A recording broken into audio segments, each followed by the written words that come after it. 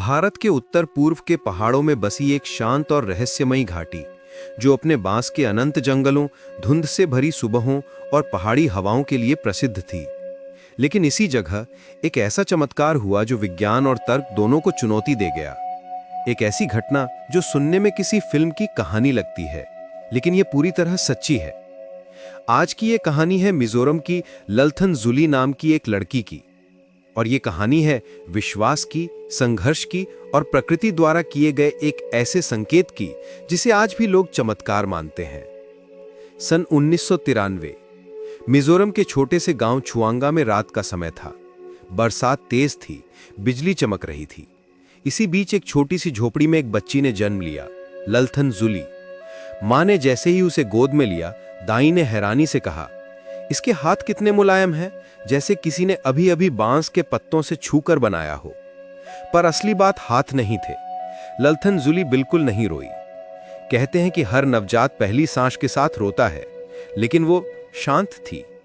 और उसके जन्म के तुरंत बाद झोपड़ी के पीछे उगे बांस के झुरमुट में अचानक फल आ गए। जो बांस प्रजाति यहां थी, मेलोकाना बांस, वो 40 से 50 साल में एक बार ही फल देती थी। पूरे गांव में फुसफुसाहट फैल गई, ये बच्ची भाग्य लेकर आई है। कई बूढ़े लोग बोले, जब बांस एक साथ फलता है तो यह किसी महान परिवर्तन का संकेत होता है। लेकिन किसी को पता नहीं था कि असली परिवर्तन तो अभी शुरू हुआ है। ललथन जुली की परवरिश बेहद गरीबी में हुई। उसके पिता किसान थे जो अक्सर बांस की टोकरी और फर्नीचर बेचकर रोजी कमाते थे। गांव की जिंदगी सरल थी।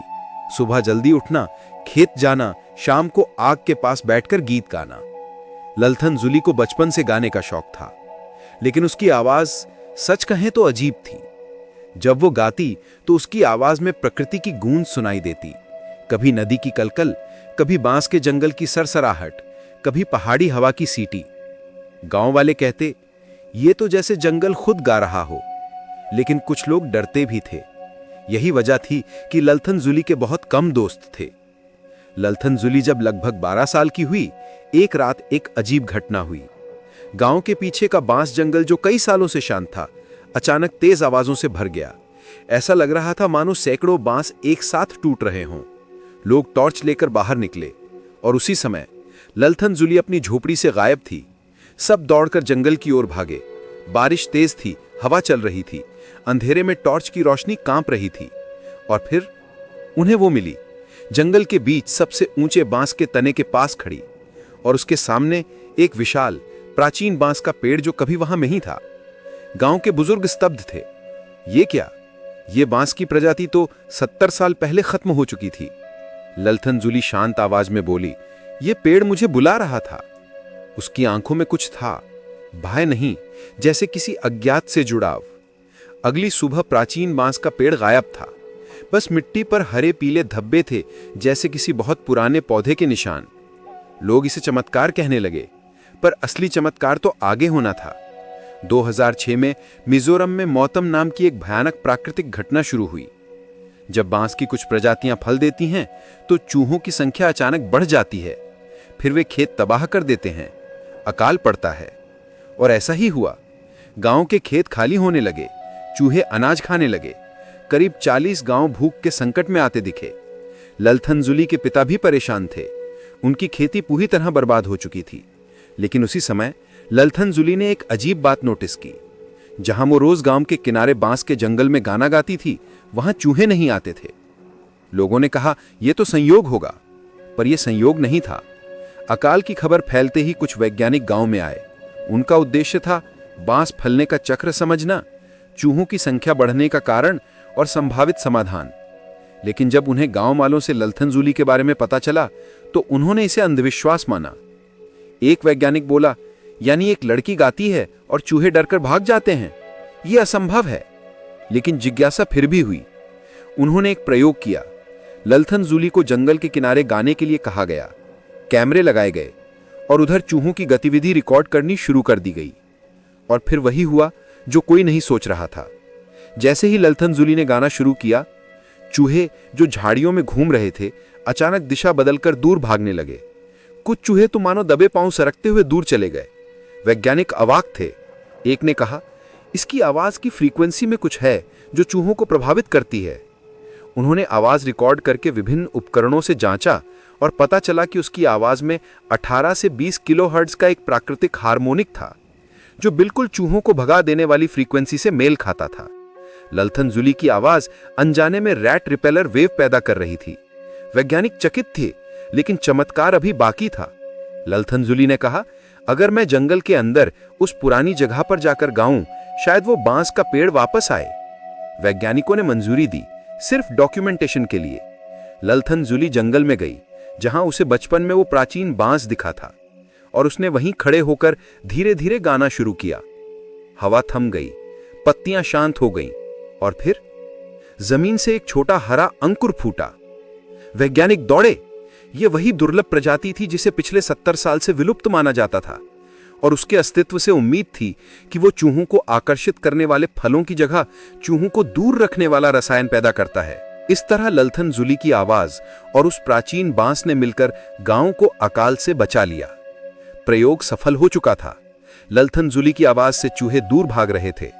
वैज्ञानिक अपनी नोटबुक में बार बार लिख रहे थे, this is extra ordinary, beyond logic. गांव वाले पहली बार राहत की सांस ले रहे थे, लेकिन असली चुनौती अब भी थी। चूहे पूरे जिले में फैल चुके थे और लड़की सिर्फ कुछ इलाकों को ही बचा पा रही थी। उस शाम गांव की मीटिंग बुलाई गई। बड़े बुजुर्ग, किसान, महिलाएं, बच्चे और वैज्ञानिक सब लकड़ी के बड़े हॉल में बैठे थे। गांव के मुखिया बोले, अगर हम अपनी जमीनें बचाना चाहते हैं तो ललथन जुली को पूरे गांव के चारों दिशाओं में गाना होगा। यह आसान नहीं था। घाटियां पहाड़ी थीं, रास्ते मुश्किल थे, रात को तो जंगली जानवर भी बाहर आते थे। ललथन जुली ने कहा, मैं करूंगी। अगर इससे किसी का घर बच सकता है तो मैं हर जगह जाऊंगी। उसे देखकर उसकी मां की आंखें भर आईं, लेकिन वो जानती थी उसकी बेटी अब सिर्फ उसकी नहीं रही, वो पूरे गांव की उम्मीद बन चुकी थी। अगले दिन तड़के सुबह ललथन जुली अपनी छोटी बांस की टोकरियां लेकर निकल पड़ी। उसके साथ 2 वैज्ञानिक और कुछ गांव वाले थे। पहली दिशा दक्षिण। दक्षिण दिशा में खेत सबसे ज्यादा नष्ट हुए थे। चूहे अनाज के साइला तक पहुंच चुके थे। ललथन जुली ने वहीं गाना शुरू किया। जैसे ही उसके सुर हवा में फैले, किसानों ने देखा कि तहखानों में भरे चूहे धीरे धीरे बाहर निकलकर जंगल की ओर भागने लगे। कई किसान मगरूर हो उठे। एक बूढ़ा किसान रोते हुए बोला, बेटी तुमने तो हमारा घर बचा लिया। लेकिन ये शुरुआत थी। पूर्व में एक नदी बहती थी। दूर से नदी की कलकल के साथ ललथन जुली की आवाज मिलकर मानो एक नया संगीत बना रही थी। वैज्ञानिक नोट्स ले रहे थे। उनकी मशीनें आवाज की वेव्स रिकॉर्ड कर रही थीं। एक वैज्ञानिक फुसफुसाया, इसकी आवाज की फ्रीक्वेंसी एक नेचुरल एनिमी की आवाज से मिलती है। शायद यही कारण है कि चूहे दूर भागते हैं। यह सबसे खतरनाक दिशा थी। यहां जंगल घना था, जंगली भालू घूमते थे। रात होने वाली थी, सभी डर रहे थे, लेकिन ललथन जुली ने कहा, अगर मैं डरी तो गांव कैसे बचेगा। वो एक पुराने बांस के गुच्छे के पास पहुंची और गाना शुरू कर दिया। कुछ मिनट बाद झाड़ियों में हलचल हुई। सब डर गए, पर वहां चूहों का झुंड नहीं बल्कि हिरन का परिवार निकला। मानो जंगल भी उसकी आवाज सुनकर शांत हो रहा था। ये सबसे महत्वपूर्ण थी, क्योंकि यहां से चूहों के बड़े समूह आते थे। ललथन जुली ने जैसे ही गाना शुरू किया, पहाड़ी की चोटी से करीब सैकड़ों चूहे नीचे आते दिखाई दिए, लेकिन वे उसकी ओर नहीं बल्कि पास की घाटी की तरफ मुड़कर भागने लगे। वैज्ञानिक चिल्लाए, यह अविश्वसनीय है, यह तो किसी सोनिक वेव डिफेंस जैसा है। गांव वाले दंग रह गए। ललथन जुली सिर्फ गा रही थी और प्रकृति खुद उसका साथ दे रही थी।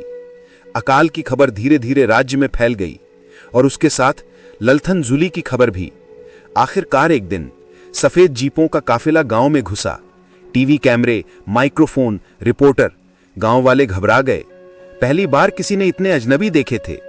एक रिपोर्टर उसके पास आया और पूछा, तुम्हें पता है तुमने क्या किया? तुमने पूरे जिले को अकाल से बचा लिया। ललथन जुली ने मासूमियत से कहा, मैंने तो बस गाया। रिपोर्टर हंस पड़ा, यही तो तुम्हारा चमत्कार है। टीवी चैनलों के हेडलाइन, 13 साल की लड़की ने अकाल रोका, बांस जंगल की परी ललथन जुली, चूहे भगाने वाली रहस्यमयी आवाज। पूरी दुनिया उसका वीडियो देखने लगी। मिजोरम गवर्नमेंट के अधिकारी गांव पहुंचे। उन्होंने वैज्ञानिकों से रिपोर्ट ली और फिर गांव के चौक में घोषणा हुई, ललथन जुली को राज्य वीरता पुरस्कार से सम्मानित किया जाएगा और उसकी शिक्षा, स्कॉलरशिप और परिवार की मदद सब सरकार करेगी। गांव के लोग बेहद खुश थे। लेकिन ललथन जुली कहीं छिपी बैठी थी। उसकी मां ने पूछा, बिटिया तू यहां क्यों है? ललथन जुली बोली, सब कह रहे हैं कि मैंने चमत्कार किया, पर मां, वे नहीं जानते कि जब मैं जंगल में गाती हूं तो मुझे लगता है वहां कोई है जो मेरी आवाज सुन रहा है। उसकी मां सिहर उठी, क्योंकि वही बात कभी उसके पिता ने भी कही थी। वैज्ञानिकों ने गांव के पीछे उस जगह की खुदाई शुरू की जहां बचपन में ललथन जुली को प्राचीन बांस का पेड़ दिखा था, और कुछ फुट नीचे उन्हें मिला एक बहुत पुराना सूखा हुआ बांस का तना, जिसमें लकड़ी जैसी नहीं बल्कि धातु जैसी चमक थी। एक वैज्ञानिक चौंका, ये कोई सामान्य पौधा नहीं है, ये एक दुर्लभ हाइब्रिड लगता है जो प्राकृतिक ध्वनि संवेदनशील होता है। यानी कि वो प्राचीन बांस ललथन जुली को सुन सकता था, और शायद उसी के कारण उसके सुर प्रकृति से जुड़ जाते थे। उस रात ललथन जूली सो नहीं पा रही थी। आसमान में बादल थे, हवा पेड़ों को हिला रही थी, और उसे लगा जंगल की दिशा से कोई उसके नाम से पुकार रहा है, जूली जूली। वह डर गई, लेकिन आवाज में डर नहीं था, वह कोमल थी। अगली सुबह उसने वैज्ञानिकों को बताया। उन्होंने सोचा शायद उसका भ्रम हो, लेकिन गांव की एक बूढ़ी महिला बोली, ये जंगल आदिम है, यहां प्रकृति उन लोगों से बात करती है जिनका दिल पवित्र हो। सभी चुप हो गए। पहला भाग यही समाप्त होता है। दूसरे भाग में देखिए जंगल का बुलावा और नीली रोशनी का रहस्य।